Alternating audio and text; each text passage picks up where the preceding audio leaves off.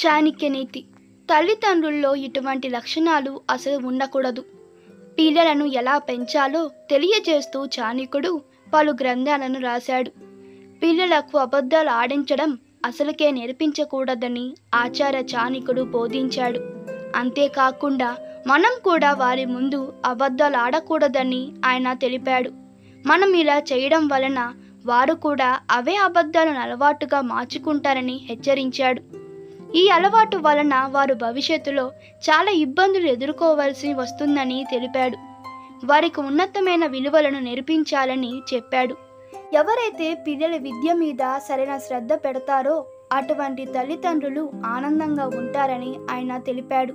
చిన్నప్పటి నుంచి సన్మార్గంలో నడిచిన పిల్లలు తమ తల్లిదండ్రుల పేరును, కుటుంబ పేరును ప్రకాశింపచేస్తారని చాణక్యుడు వివరించాడు.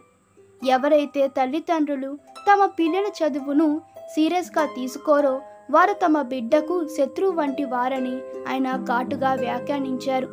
చదువుకోకుండా నిరక్షరాస్యులుగా ఉన్న పిల్లలు నాగరిక సమాజం చేత తునకరించబడతారని, అటువంటి వారికి భవిష్యత్తు ఉండదని చాణక్యుడు తెలిపాడు. అటువంటి చదువురాని పిల్లలు హంసల మందలో కొంగ వలె ఉంటారని ఆయన పేర్కొన్నాడు. చదువు రాకపోతే సమాజం పిల్లల్ని గుర్తించదని ఆయన ఆనాడే చదువు విలువలు చాటి చెప్పాడు.